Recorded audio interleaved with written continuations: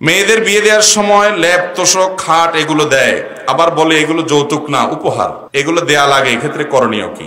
আমি প্রায় বলি, চাঁদাবাজ ডাকাত এবং দুর্নীতিবাজরা দুর্নীতি করে, খারাপ লোকরা মানুষের টাকা আত্মসাৎ করে, ছিনতাইকারী ছিনতাই করে, এটা বোঝা যায় যে এটা ডাকাত ছিনতাই করছে। কিন্তু যারা যৌতুক নেয় উপহার বলে, এখন অবশ্য উপহারও বলে না, এখন আরো আপডেট হয়েছে, টাকা পয়সা লাগবে তো বিয়ের সময় মেয়ের বাপকে বলে যে আমাদের তো আসলে কিচ্ছুর দরকার নাই, আপনি শুধু 2-3 লাখ টাকা হাওলাত দিবেন, ভিসা আসছে সৌদি আরবের, ছেলে সৌদি আরব চলে যাবে, মালয়েশিয়া চলে যাবে, ভিসার টাকা হাওলাত দিবেন, আমরা আপনার কাছে আল্লাহর রাস্তে চাই না, যৌতুক আমরা খাই না, এটা হারাম আমরা জানি।